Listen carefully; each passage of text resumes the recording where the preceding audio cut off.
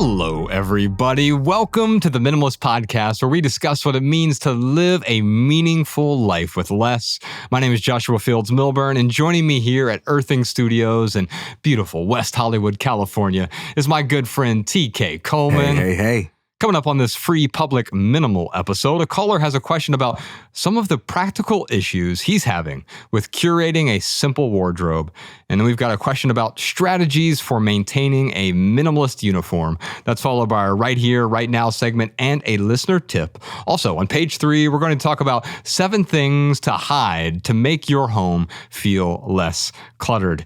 You can check out the Maximal edition of episode 502. That's the full 2-hour episode where we answer 3 times as many questions on Patreon. The link is in the description. When you subscribe, you can listen to our private podcast episodes on Apple Podcasts, Spotify, or your favorite podcast app. Plus, you'll gain access to all of our podcast archives all the way back to the very first episode. That is a full decade of archives. Big thanks to our Patreon supporters, by the way. Your support keeps our podcast 100% advertisement free because sing along at home, y'all. Advertisements suck. Let's start with our callers. If you have a question or comment for our show, we would love to hear from you.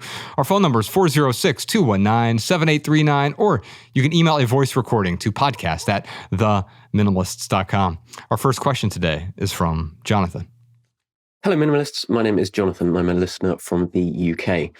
I have a question regarding the balance between things that bring you joy and things that are also practical. And I'm thinking about work shirts. So quite a specific topic, I suppose. I really enjoy white shirts. I think they look better. They go with everything. It means that I can have fewer shirts. And they bring me more joy than colored shirts. However, they stain more quickly. They're more difficult to keep clean. And therefore, I need to replace them more often, meaning that there's greater waste. How do I try and square that circle and try and balance things that are meaningful to me with things that are practically of greater use? Any help would be really appreciated. Thank you so much. This is one of those questions that I've never gotten before, and I find it really fascinating because usually people are saying, I go into my closet and I'm so overwhelmed. I have so many things that I don't wear, but it feels like I don't have something I enjoy wearing. I don't know what I enjoy. I don't know what my uniform is. I don't know what my style is. And so I've got this hodgepodge because this shirt looked great on that mannequin, and this belt looked great on that mannequin, and these pants look great on that mannequin. And all of a sudden I have this collage of clothes, some of which look good and are stylish, but they may not look good on me, or at least I don't feel good in them. And so even if I have some clothes where I like, oh yeah, I really like that, but I put it on, I'm like, oh, I don't know. I call this I hate that shirt rule. Yeah. And the hate the shirt rule is really simple. You go into your closet, you grab one item and you try it on. And if you don't say, yes, I really like this item, and you put it back in the shelf, that's a sign that I kind of hate this thing. Well, I guess I'll hold on to it just in case. Well, no, that is a sign I want to let it go. If it's not a yes, then it is a no. Here's the problem, though. Jonathan has a yes. He likes simple work shirts that happen to be white work shirts. I know I had a bunch of them back in the day. In my corporate days, I counted them when I was simplifying. I had 70 dress shirts, TK. Whoa. What are you going to do with 70 dress shirts? That means I could go an entire month without doing laundry and still have more than a month of dress shirts. Now, I worked 7 days a week most weeks, and so I just bought more and more because I liked a shirt.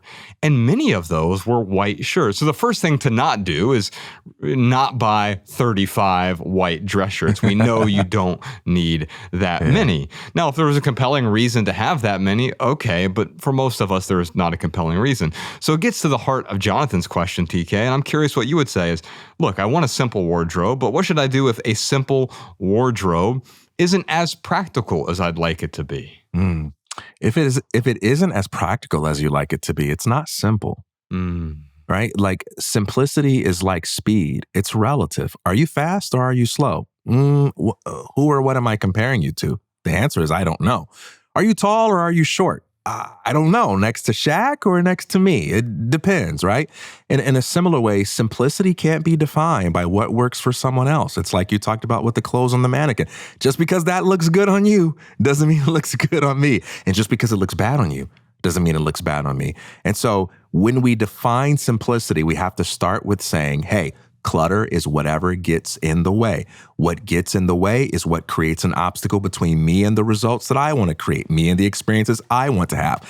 Simplicity is getting rid of the things or minimizing the things or reducing the influence of the things that are clutter to me. And so if you find yourself saying, hey, I'm being a good minimalist, I'm following the external code according to the handbook and what people say on the podcast, but my life feels cluttery because my closet isn't lining up with what I need, even though I'm keeping all the minimalists happy. Well, that's not simplicity. That's legalism. That's rule following. So you got to bring it back to yourself and say, what do I need? And find the simplest version of that. I think there might also be an unrealistic expectation here. And I get it because, I just relate with Jonathan's question in the sense that I would hope to have a complete wardrobe in the sense that once I've purchased it, now I have the perfect wardrobe and it's perfect forever. I want this thing to be permanent. But what happens? Clothes get ripped or they get stained or they get lost or they go out of fashion or I grow or I shrink and this thing doesn't fit me the way that it used to. And what happens when we do that? We find ways to responsibly let go. Letting go doesn't mean you have to throw the thing out. It means you can upcycle it, you can recycle it, you can donate it. I quite often will take old black t-shirts like this one I'm wearing, cut it into rags and use it to clean my grill. And so it has a second life beyond its usefulness as a piece of clothes. Letting go doesn't mean simply throwing something away. There are other uses for these things. So the unrealistic expectation might be that as soon as I curate a wardrobe and I've got my 33 items because I followed Courtney Carver's Project 333 and that's it forever. Maybe you'll live with 33 items forever, but I can almost guarantee you it's not going to be the same 33 items in perpetuity. In fact, I can tell you this as a fact. The average American throws out about 88 pounds of clothing each year, when most of those clothes can be resold, reused, donated, repurposed in some way. Of course, there are some that can't, that will end up in a landfill, but the vast majority does not have to end up in a landfill. And that's where Jonathan is ultimately right now. He's realizing that to be practical means I'm still going to have to swap these out from time to time. And yes, that white shirt that I really want to wear, that I feel good in, the one that I enjoy, it may get stained or dirty or need to be replaced slightly more frequently. However, there's another story on top of this. You're being intentional with your choice now. You're finally asking yourself, okay, what are the appropriate clothes for me? So you realize that minimalism is not a radical lifestyle. It is the practical lifestyle on the other side of simplifying. If you've identified what your outfit is or what your several outfits are, or what your style is in general, and that can be white dress with purple polka dots every day. That's my style. And to you, I say that's wonderful. If you really enjoy that and you feel great in that, that's wonderful. And in a way, that becomes more practical than the prescription of you must wear the black pants and the black shirt every day. Well, that's not practical. That'd be radical if I forced that onto you. And so minimalism is not about forcing a particular outfit or wardrobe or uniform on you. Instead, it's about letting go of those expectations and realizing if I want to be practical, I'm still going to have to replace these clothes from time to time. And we can capture that approach by distinguishing between two different questions. One of them being, am I being good enough? Am I being a good enough minimalist? Am I being a good enough this or that? And then the other is, am I investing in that which makes me come alive? And that's a different way of thinking, right? Am I being a good minimalist? I mean, will you ever get to a point where you feel good about that if you're grounded in anything other than what makes you come alive? Because there's always someone out there with an opinion about how you could do your life more efficiently. I mean, what are you going to become, like the quantum physicist minimalist, where you reduce everything to the atoms and molecules, but then you break underneath that and you're like, oh boy, we have all these subatomic particles. Now we got to simplify that. Like, I mean, you're never going to simplify things down to the most, like the fundamental unit, right? And so at some point you got to say the stopping point isn't determined by Is it possible to make it even more efficient in theory? The stopping point is determined by, is this what best supports what makes me come alive? Right, because the simplest outfit is just to strip all your clothes off and be buck naked, to go without an outfit altogether. That's simple relative to managing clothing, Right. but then that produces complexity in other areas of life. Yeah, it's going to increase your pain in so many other areas of your life. And so I think back to one of my favorite lines from our last Netflix film, Less Is Now. It was not in the film. And it was Erwin Raphael McManus.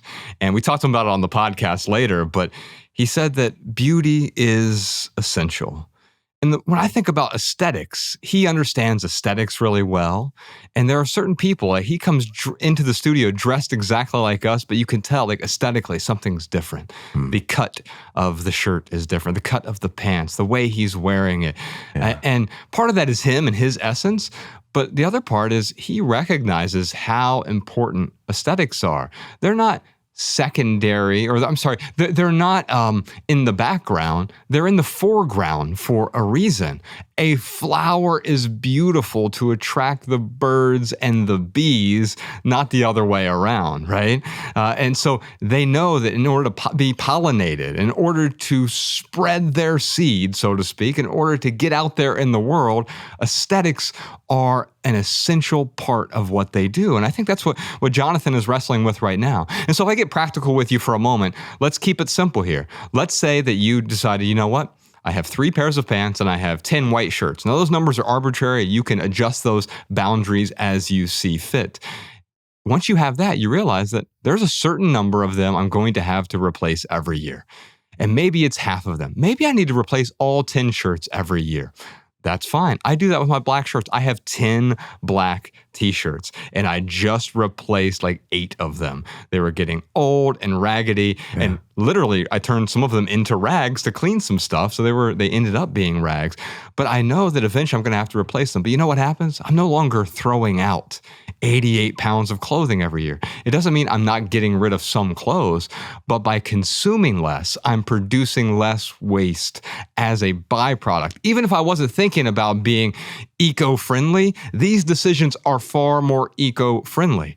Minimalism isn't about being a zero waste person. I respect and admire that lifestyle unless it gets in the way. If that becomes a type of clutter, you just throw your hands up and say, if I can't be zero waste, well then screw it. I'm just going to throw everything out and be completely wasteful. That is missing the point of minimalism. That's absolutely right. You find this when the conversation shifts to things like a task management or time management systems, to things like working out and dieting. You always have to find the approach that is most suitable to your rhythm of life, your combination of strengths and weaknesses, your responsibilities, your tolerance for pain, your capacity for risk, your lifestyle, all of these different things. And that looks different for every person. So simplicity is not the absence of complexity. Simplicity is about the presence of that attunement with what it is you truly prioritize and commitment to it. Spot on. I'll tell you what, Jonathan, I'd love to give you a copy of The Minimalist third book. It's an essay collection. It's called Essential. There's 150 essays in there. We call it the best of the minimalists. We took a lot of the essays from our blog and put some new essays in there as well. We refined them, retuned them. There's an entire chapter in there about this. Oh, in fact, the second chapter has 4 different essays about clothing. I think you'll find some value in that. So if you'd like the book or the ebook, we'll send that over to you, or the audiobook version of Essential as well. Anyone else can find that over at theminimalists.com. Just click on books and you can find all of our books on our website. Before we get back to our callers, TK, it is time for the lightning round. That's where we answer the Patreon community chat's question of the week.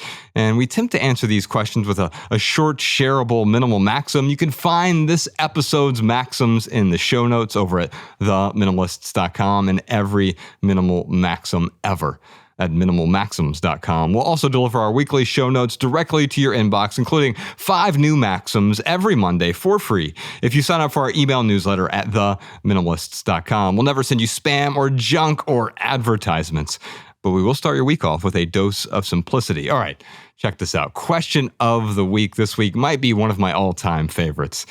I love this as a thought experiment. Here it is. If you had to wear just one outfit every day for the rest of your life, what would it be? If you had to wear just one outfit every day for the rest of your life, what would it be? Now, TK, before we get to our pithy answers, let's see what some of our listeners had to say. The most common response, and Nate and Alexis and Denise and Lorinda and Rachel and several other people said, I would wear jeans, a t-shirt, and sneakers. That's keeping it simple. Now, a t-shirt could be anything. It could be an old concert t-shirt. It could be a plain black t-shirt like the one that I'm wearing. It could be whatever you want it to be, right? It can be a simple t-shirt. It could be highly designed. It could be trendy. It could be oversized. It could be tight. You get to decide what that is. But the simple minimalist outfit of jeans, a t-shirt, and sneakers, I think it's a great way to start this out. And I think that I'm the same way. My favorite outfit, black t-shirt. It could either be long sleeve in the winter or short sleeve now in the summer. Yeah. Pair of black jeans for me, and some black boots instead of the tennis shoes. I really enjoy wearing those black boots, like the ones we were out in Fargo recently. And I had to stop wearing my boots recently because I've been having this weird shoulder pain. So I switched to wearing sneakers and sweatpants. And I dislike that for a few reasons. One is I don't like the synthetic fibers that are in these sort of Lululemon-y sweatpants. I like just having a pair of nice cotton blue jeans, or black jeans, actually. What, do the boots affect your gait and like it hurts your... Yeah, and so as I'm doing this PT, my physical therapist recommended for a period of time until I've fixed this shoulder issue, which is actually a pinched nerve in the neck. Okay. It's causing all this shoulder pain, that you wear these specific kinds of shoes that are going to help reinforce that. And then eventually you'll be able to get back to the boots with no problem. He's like, I've had people go back to 4-inch heels without a problem. We have to get you there first. So who knows, maybe a year from now I'll be wearing 4-inch heels. I like boots, Josh, personally. Me too, man. It's you, man. I remember being on tour, and it's just so simple. One pair of jeans, a few t-shirts in my bag. That's all I really need. A jacket if it gets cold. And you've got those boots on every day. I've got these old Timberland boots, and I've had them resold a bunch of times. They don't even make this particular pair anymore. And so you bring it to a cobbler, and they put new soles on it, and they polish up the leather real good and fix any tears or rips if they can. And man, I enjoy that more aesthetically, but also I like the comfort of it, like the worn in feel. For me, it kind of feels like home. DK, would you discuss maybe some of we were in Fargo recently, and we were preparing for that TEDx talk, and that's coming real soon, y'all. We'll email you a link if you're on our email list once that is out. I'm really happy with the way it turned out. It could not have turned out better, but we were in your hotel room, I think the night before, and you were talking about, I don't know which shirt to wear on stage, and you recently had a bit of an epiphany while clothing shopping. Yeah, so when it comes to clothing, you know how some people, they don't get humor, they just don't understand jokes. Some people, they don't get like conceptual analysis. That's not how they think. That's me with fashion. That's me with clothes. I don't get it. And I've never really aspired to get it. And I just tend to like comfort. And one of the benefits of being on audio is you don't have to think about anything, right? And so I just have never prioritized the way I looked.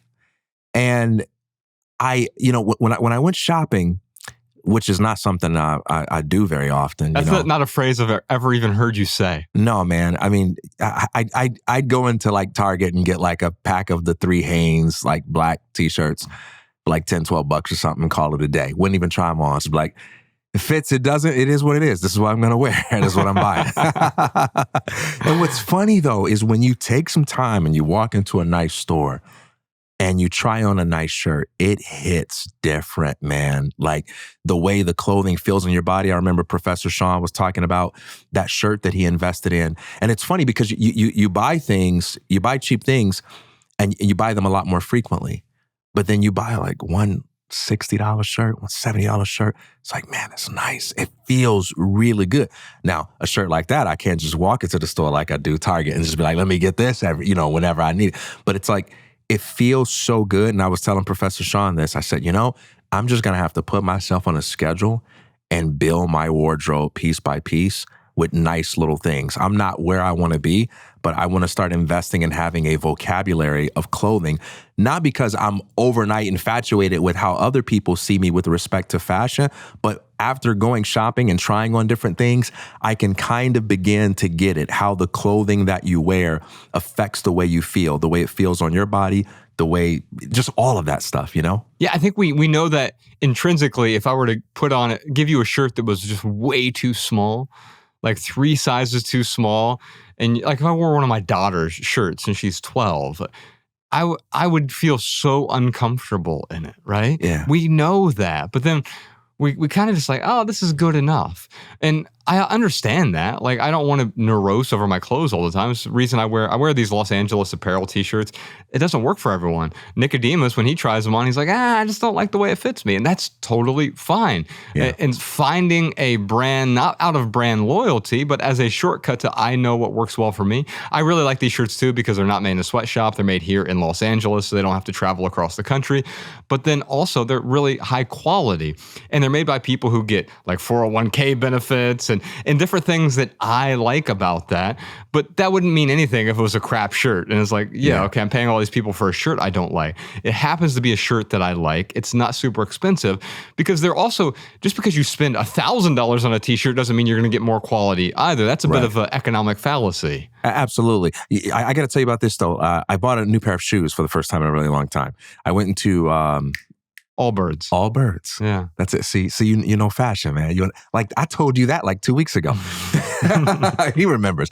Allbirds. And I walked in. I wanted something simple. I didn't want anything that attracts a lot of attention. I didn't want anything that looked like an amusement park. It looks cool on other people, but I didn't want anything that looked like a circus was happening when you looked at my feet. And when I walked into Allbirds, everything was just so simple. Just black or white soles, and the shoes were just simple and sleek. Yeah. And I walked in and I was like, oh man, I want that one. And he's like, all right, what's your size? And I tried it on. I tried on one. I was like, this is it. Let's get it. And I completed the whole transaction in like 60 seconds. But when I put those shoes on, it felt like something was hugging my feet. It felt so good. And people are going to be like, man, TK just discovered clothing. But it not only affects the way you feel in the sense of like, oh, I like the sense of this fabric being against my skin, but it also affects what you want to do. I wanted to go walking. Oh, you know, wow. Like there are certain things you put on, they make you want to go to work. They make you want to go work out. There are certain things you put on, they make you want to go to sleep. They make you want to sit on the couch. And so that's another thing I'm becoming sensitive to. This clothing thing, man. Oh yeah. And there are many things. There are many things you put on that you immediately want to take off, and I call that the hate that shirt rule. Yeah. We talk about like as soon as I put something on, if it makes me be like, oh, I don't want to wear this outside, then I don't wear it outside, but I also don't keep it. I don't hold on to it just in case I might want it someday. I remember when I was starting to declutter a lot of my clothes, I had lost a lot of weight in my 20s, right? I lost about 100 pounds as a teenager. I gained a lot of it back. And so I had some really big shirts. Like this shirt is probably a large, but I had a bunch of like double XL shirts that I needed at the time because I was obese. Yeah. And I kept them in my basement in all of these storage bins, but I didn't know why. Like, what was the plan? In case I gain all the weight back and then want to dress in something that is no longer fashionable a decade from now? I was like, I didn't think this through. And I think part of why we hold on to, especially old clothes, is there's a story about, oh yeah, I can wear that again maybe. But then there's this other story of like, I don't want to deal with it. And so I will just hide it in a box, a bin. And before we know it, the attic is full. The guest bedroom closet is full. The garage is full. The storage unit is full of a bunch of clothes that we're never going to wear again. And because I was selfishly clinging to those clothes, I didn't let go of them. And that didn't allow anyone else to get value from them either. Now, of course, this is not a sponsorship. Any of the brands we talk about today, we don't get paid a penny for telling you about Allbirds or Los Angeles apparel or whatever else. But I want to get back to our listeners here. Joanna said, I like the answer given by the person who said that a silk night dress is akin to a hug, or maybe a pair of TK shoes is akin to a hug. I find most clothing extremely uncomfortable to the point of continual agitation. This is making me think differently about how to approach my current wardrobe. I have plenty, but I often feel like I have nothing to wear. TK, why do we make ourselves so uncomfortable? Is it to impress other people? I guess that's a factor, but I'm not sure if that's entirely wrong. anytime we do something that's unhealthy, it's because there's something at the foundation that's legitimate, right, and good, but maybe we've deviated from an in-depth, healthy understanding of the best way to approach that thing. And, in the course of life, there are various social games we play. Imagine if you're a football player and you got to put on cleats because that's part of the game that you want to play. You're good at it. Maybe it's how you make your living. Maybe you enjoy the benefits of the sport. But like, are you wearing a helmet because you like that? Because you think that's comfortable? Are you wearing cleats because that's the shoe you like to walk around in? No, it may be the case that that's most conducive with the game that you want to play when you're doing that. And sometimes we go to work, we're playing a certain game. If you work at Target, do you like wearing the red polo and the khakis? Or is that something that you can tolerate because it's part of the game that you're playing when you're at work? In a similar way, when you go out and you put on the pair of heels, that might be part of the game you're playing. When you put on those white dress shirts when you go into the office, part of the game that you're playing. And by game, I don't mean something condescending like, oh, that's bad or you're being fake. I mean, it's just the way we are trying to create a result that we really care about. And so I think yes, but I also think life is just contextual. We play many different roles, and sometimes we have to compromise or trade off degrees of comfort. We can't always wear sweats in order to play certain social games effectively. Yeah, and sometimes the game changes over time. I think about riding on airplanes in the 1960s. You basically had to wear a full suit to get on an airplane. It was thought of as passé to not be completely dressed up, dressed to the nines on the airplane. And if you weren't, it was like, what's wrong with you? And now if you're wearing a suit on there, you're like, whoa, what's going on with this guy? What's wrong with you? Is there a funeral you're going to? Hey, have you noticed this though? What's weird for me is I have dressed both ways. I dress to go to sleep on the plane, and I've dressed to like I'm looking like I'm going to go to work. Every time I've dressed nice and I put some thought into it, my experience has been totally different in terms of how people treat me and accommodations and so on. I don't know if that's just me or not. No, I think that's true. There's an expectation there, especially if you stand out there. Like standing out in the 1960s was wearing pajamas. Now pajamas at the airport doesn't really stand out. I'm not there. I don't like, to me, the aesthetics are important, right? Yeah. And I find pajamas to be aesthetically displeasing to me. Yeah. And because of that, when I see it on the airplane, I'm like, oh, there's a minimum level of effort that I would like to bring to the table here. But then what you're talking about is someone who goes above and beyond that. One of the reasons I wear all black is it kind of looks like formal without it being formal in a way. You go to a really high-end restaurant, what are the waiters dressed like?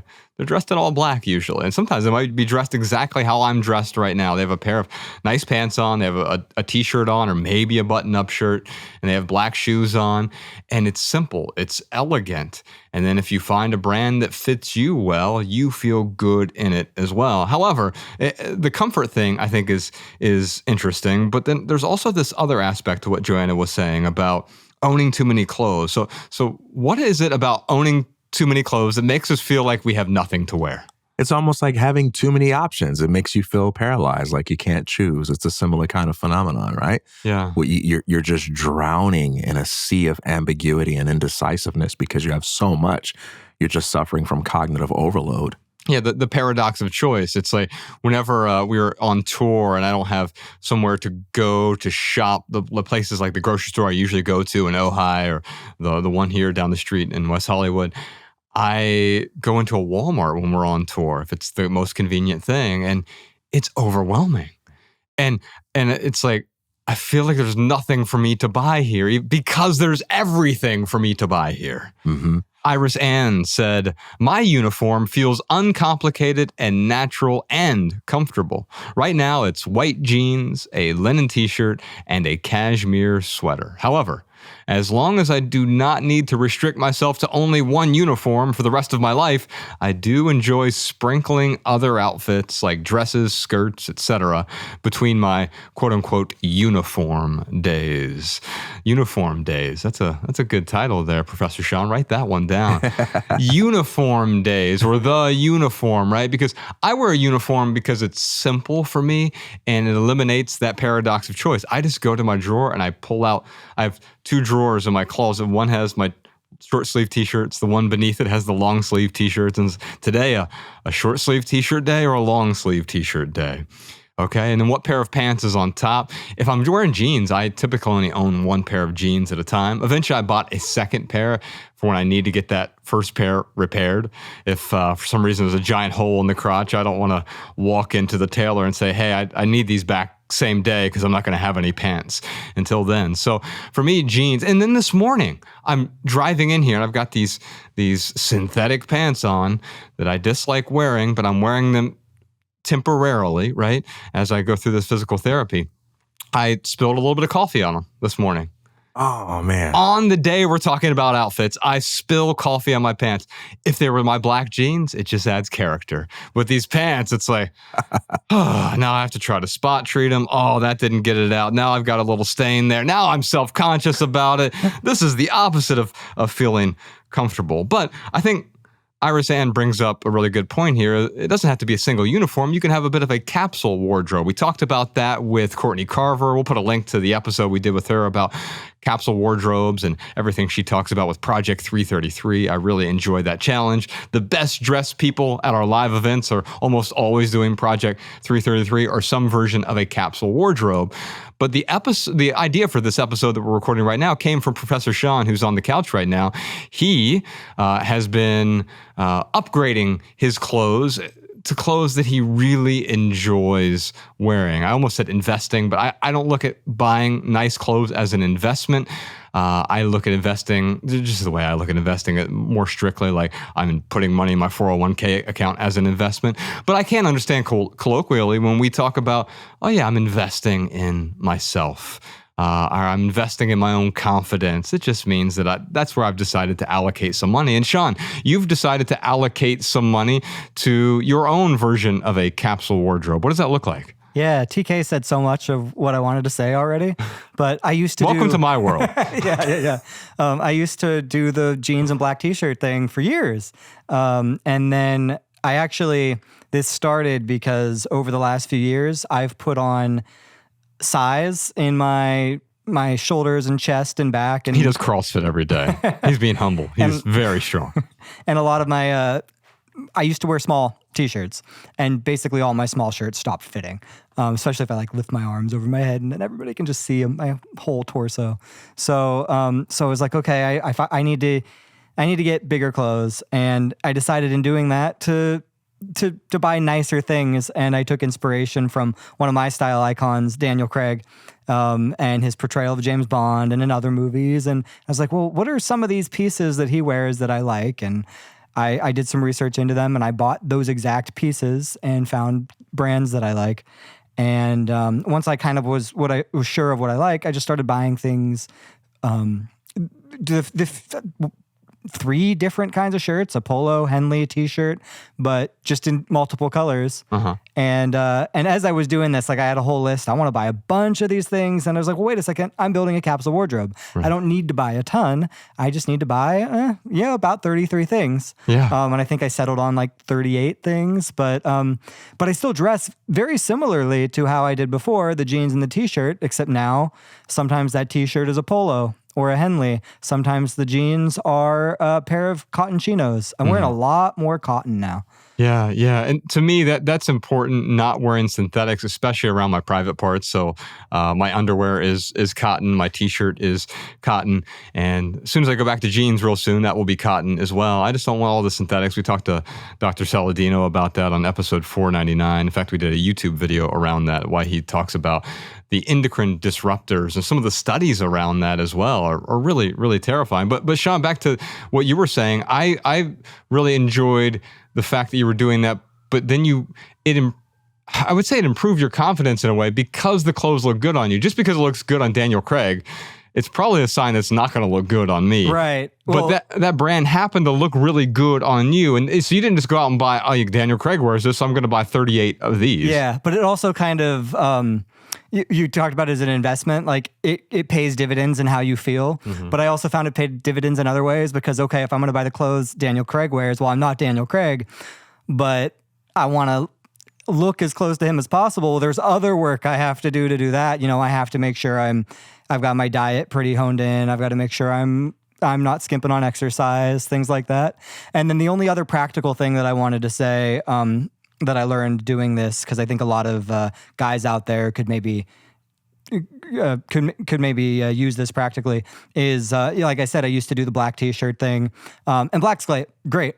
Black's classic, but also if you're pale like me and bald, you get just a lot of white there. Black can actually look kind of harsh, and I learned what looks a lot like black, but a lot softer and subtler is navy blue. Right. It's almost black. In certain lights, people will think you're wearing black, but it hits different. It balances different, and that's kind of my pro tip: is try out really, really, really dark blue. So dark it's almost black, but not black. And I love that you're just slowly populating that capsule wardrobe instead of being like, you know what? And the same thing that TK was talking about. I don't have to go out today and buy the complete wardrobe. Now, for me, it's simple because it's just like, I've got these black t-shirts.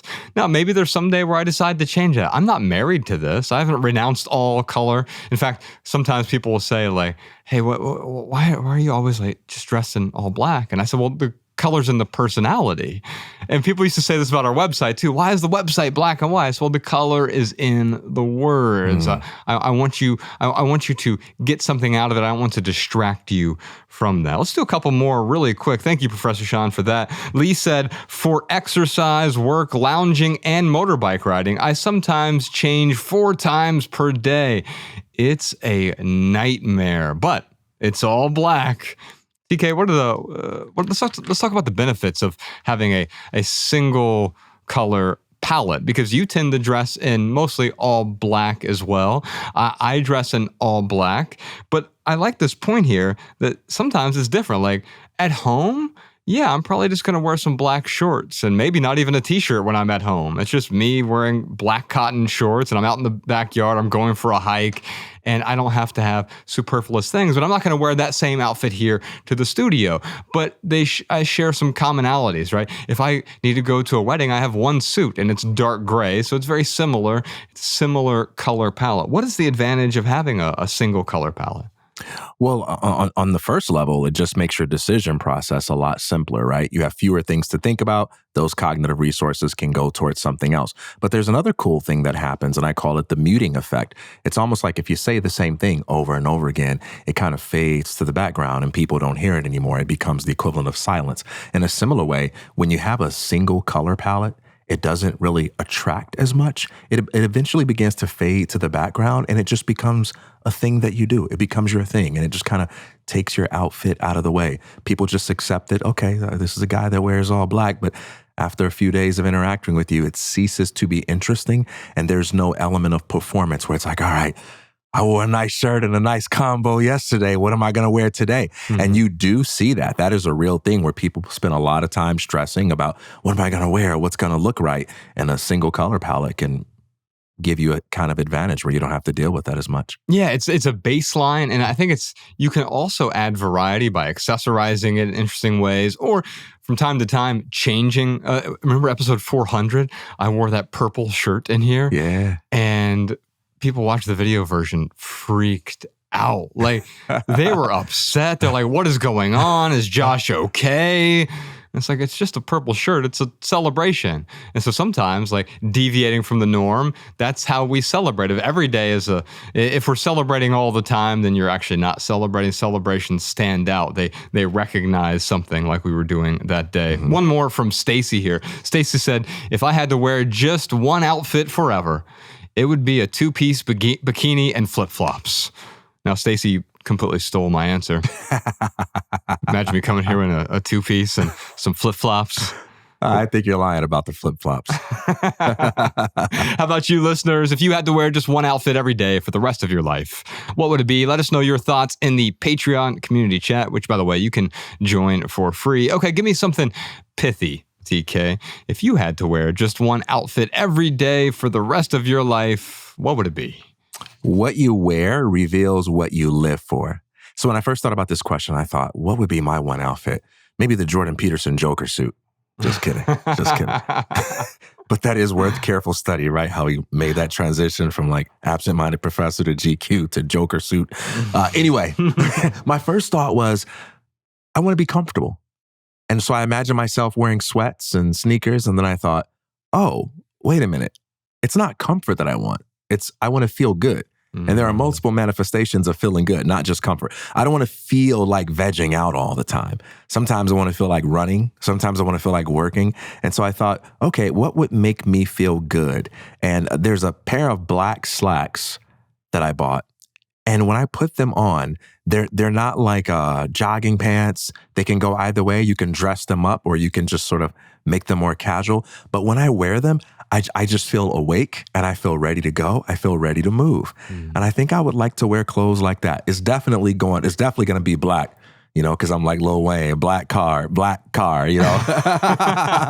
I'm all black all the way, man. Hook me up with that black car. But anyway, I think it would be like a sort of similar to how I dress now, but a black outfit that's casual so it can have that professional edge, but it can also be something that's comfortable as well. My pithy answer is simple is the new black. That is a title of an article that some outlet wrote about the minimalists way back in the day. And I think that really captures the essence of this episode and really of our style is like, I'm not prescribing you go out and wear all black. I think Sean looks great with his new capsule wardrobe. I also think he looks great dressed in all black, right? And it really depends on what feels good for him. But instead of just saying, dress in all black, what's the simple version of what I'm doing here? What is going to complicate my life in unnecessary ways? If I have to go into debt, it's not simple. If I have to spend too much money and I'm forsaking the things that are more important to me, it is not simple, right? If I'm buying just a bunch of clothes to follow a trend, it is not simple. It's clutter. But simple is the new black in the sense that, wow, I can wear that purple shirt every day or every Friday, or I can have a whole color palette of things that I wear, and I can simplify. Even if I'm expanding my wardrobe, I can do so in a simple way. That's almost the end of page 1. We still have an entire switchboard of callers to talk to. But first, real quick for right here, right now, here's one thing that's going on in the life of the minimalist. TK, our next Sunday Symposium is in your neck of the woods. We're in Orange County on August 31st. We just released 200 tickets for that. If the event sells out, please make sure you put your name on the wait list. SundaySymposium.com will let you know if more tickets open up. Right now, as of this recording, there are a few tickets still available. SundaySymposium.com. We do a free sound bath, some coffee.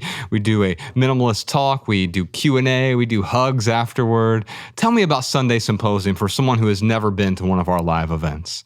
It is so different from the podcast because we get to interact with the people that are asking questions, and there's a possibility for back and forth that we don't get here. And there's just a difference from having other people in the room. The energy is a lot more eclectic. We have time beforehand. We have time afterhand to share coffee, share hugs. And one of the things I love the most about it is just the way people are able to connect with other folks in the minimalist community. We even had one of the people who works at one of our theaters say, I love working on the days when you have shows because the people who come to your shows are unlike anyone else who comes to these other shows. And this is someone that works a lot of different theater productions. And so that's something really, really special. You come and meet good people. Yeah, you get to see Josh and I. That's kind of like the bonus, but you also get to interact with some really awesome friends. Yeah. Simple gathering for simple people. It's building that community, whether you're in Orange County and you want to come to the August event, or we have one coming up in LA as well in September.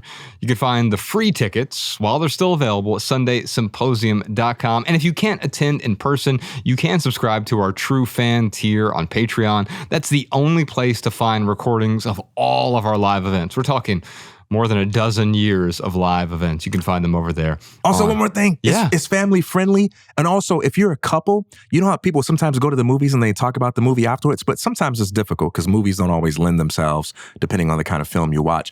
But if you come to this show with your boyfriend, your girlfriend, your partner, whatever, you're going to have something to talk about when you leave on the car ride home. I think it's so family friendly and great conversational fodder for family members. Let me contrast that with this, though. about half the people who show up come by themselves. Yeah. And that's amazing too. So you don't have to have someone to go with. You might end up meeting someone there, but you don't have to. You can also be a fly on the wall. You show up and you're really quiet. You're the church mouse in the back, and you just sit there and you watch the sound bath, and maybe you have a free coffee there, and you enjoy the presentation. You don't ask any questions. You don't participate, and you just enjoy observing. That's something I would do if I was in the audience. That would be you and I if we weren't on the stage. Absolutely, yeah. And you'd still really enjoy it. And maybe you'd come up in the hug line afterward, but maybe you wouldn't. Maybe you'd just leave, and that is okay as well. Grab your free tickets, sundaysymposium.com. We'll see you in Orange County or in Los Angeles next month. All right, a bunch more coming up here. Look at page 2, all these questions. But first, here is an insight from one of our listeners. Hi, Minimalists. My name is Trista, and I'm a Patreon subscriber. I had a comment about your previous episode talking about half dirty, half clean clothes. So the way that I do it is if I take a shirt or a dress off and it's good to wear again, I just hang it in my closet inside out. So that way it's obvious to me that I've worn it before, but it's also not just parked somewhere in my way. So I hope that helps somebody else, and thanks for everything you do. You're my friends, and you don't even know me. All right, y'all, that is the first 35% of episode 502. We'll see you on Patreon for the full Maximal Edition, which includes answers to a bunch more questions. Questions like, how do I let go of conversations from work so I don't bring them home with me? What are 10 ways to be more eco-friendly on a budget? And how do I let go of the annoying things that people do? Plus a million more questions and simple living segments over on the Minimalists private podcast on Patreon. And that is our minimal episode for today. Big thanks to Earthing Studios for the recording space. On behalf of Ryan Nicodemus, TK Coleman, post-production Peter, Spire Jeff, and Spire Dave, Professor Sean on the couch, Jordan No More editing the video, and Savvy D on the board over there, and the rest of our team. I'm Joshua Fields Milburn. If you leave here with just one message, let it be this: love people and use things, because the opposite never works. Thanks for listening, y'all. We'll see you next time. Peace. Every little thing you think that you need, every little thing you think that you need, every little thing that's just feeding your greed. Oh, I bet that you'd be fine without it.